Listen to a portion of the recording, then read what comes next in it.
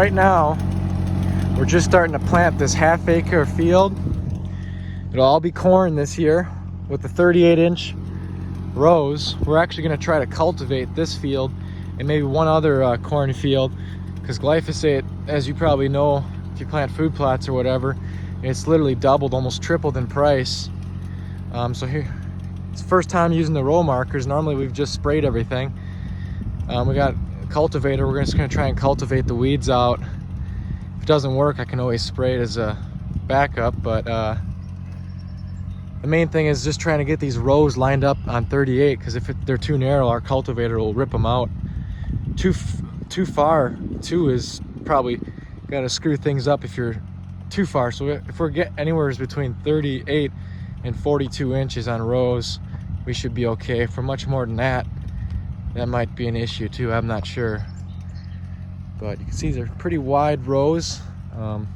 In the past, I've usually done a 38-inch row and then like a 20-inch row. I would plant probably like right where my foot is. I'll probably be doing that still in some of the fields I'll spray, because 38, it does take a while for this corn to canopy over.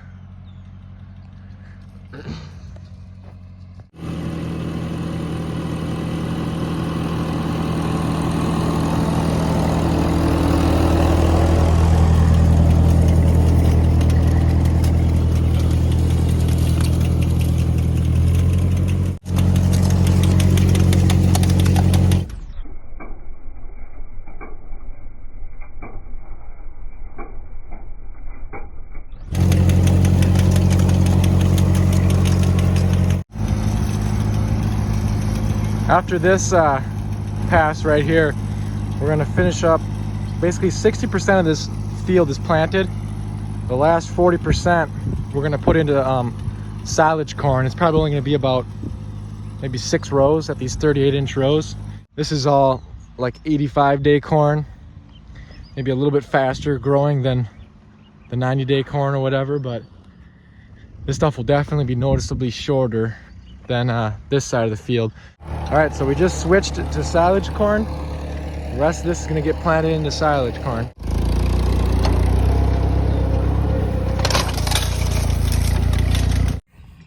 Anyways, I'll see you in a couple weeks when the stuff starts poking up out of the ground. We'll finish up planting here in a couple minutes.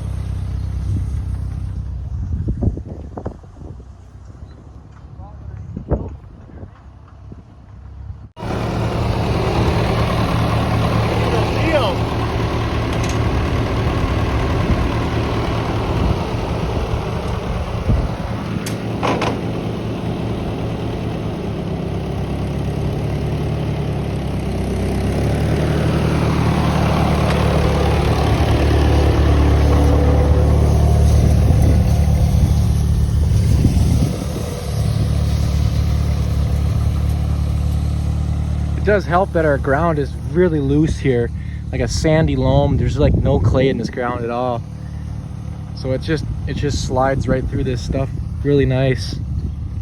At home in our backyard where we got a lot of heavy clay, cultivating would not work too good at all, I don't think. It turns into like concrete. But yeah, this is looking good. These last I believe 4 rows, no, the last 6 rows I believe are silage corn. You can see already that these plants have more of a fatter leaf to them compared to this field corn over here. You can see this is the old corn planter does miss quite a bit of, missed like 2 feet right here, and I shot in a bunch of them right here, but this stuff will all grow pretty good. Like I said, you can definitely see the difference, the thin leaves versus fatter leaves on the silage corn.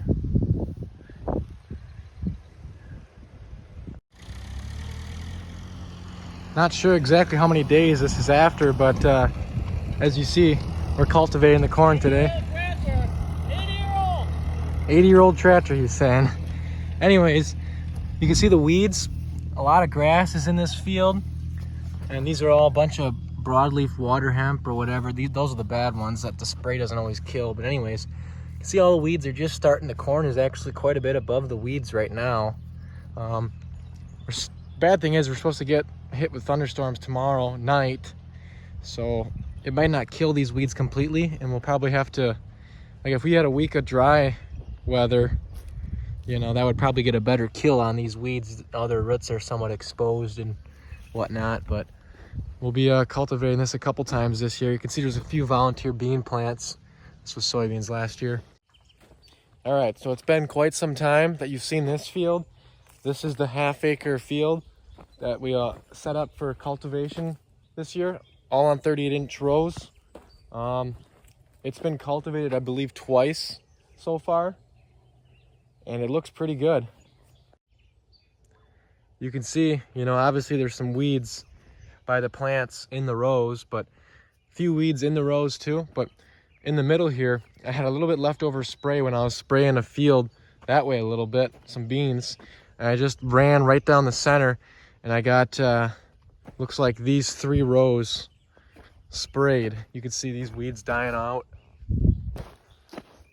So that'll be my, I know it's like right in the center, it's gonna get the best sunlight, but it'll be a good comparison. You know, there's gonna be obviously some weeds that are fill back in and on these rows too, but these rows will probably be a little bit less weedy, you know, the whole year compared to some of this right here. Even some of this will really start to grow up, these weeds right here that we can't really cultivate down. But we may come through here one more time before it really starts to take off and just clean up some of these weeds right here. We just got a ton of rain, so there'll be probably a bunch of weeds popping up. But it's getting to that point where it's almost getting too tall. It's looking really nice, really thick it came in. This is 85-day corn, so, you know, I don't think it's a super tall variety, but there is a lot of weeds in some of these rows.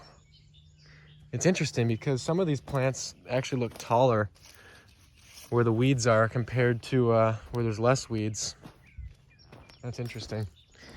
And you can see right here, this is some of the rows that I sprayed, and it spray didn't quite kill everything. Some of these lamb's quarters plants are pretty tough, almost Roundup resistant. Like with this one right here. And then here, this is the silage corn. You can see, I believe it's the last 6 rows. So it's this row, that one, and the last 2 over there. I think this is the cutoff right here. This is the 85-day corn on the left. And on the right is the silage corn. You can see maybe a slight difference. This stuff always seems to be like a little bit leafier. Like the leaves seem to be a little bit fatter than this one. But yeah, they both came in nice and thick.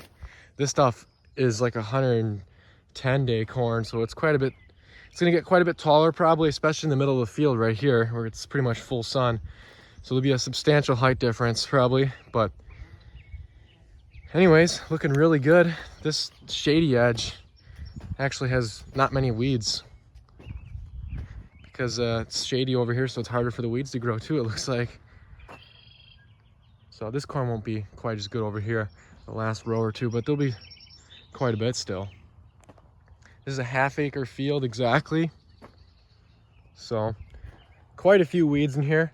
I got a little bit leftover spray from spraying another spot today. I think I'm just gonna run right down and get a couple of these rows. So most of this side will end up getting sprayed. Some of this stuff will survive. This is pretty big, lamb's quarters. But my control spot with no spray at all will be basically from here to the edge of the field. There'll be a couple pretty weedy rows right here that I'm not going to spray at all, just to compare, you know. This is the last time I'm planning on spraying, just one pass right here. And then I gotta spray a little spot up here closer to the road that we aren't cultivating at all. That's just thicker planted corn and beans. So yeah, this is probably the last update in the video. I'll have lots of other food plot videos coming this year, and I'll have updates of all these plots you know, mid-July or early August when everything's tasseled out. Probably end up being sometime in August. That'll probably be the next time you see this field, and along with all the other fields in that update too. So yeah, thanks for watching. Oh, I forgot to mention, this is no fertilizer on this field. So the video's not over. I think I mentioned it earlier in the video, but no fertilizer at all. The only fertilizer I put, the first, when I was fertilizing a food plot up that way, I had a little bit extra. So I fertilized the first 4 rows right here when the plants were maybe like a couple inches tall. You can't really see any difference. This side of the field is a little bit shorter because they get a lot of afternoon sun from this tree line, and that side gets morning shade from that tree line. But the middle of the field right here has absolutely no fertilizer. There was really tall beans in here, waist high, really produced really good. So last year I fertilized the beans, and they had to have drawn up a lot of potassium and phosphorus out of the soil. And that's what our ground is low here in phosphorus. Well, potassium in general, and phosphorus is pretty low into the soil on our property here. But anyways, that's all I wanted to point out.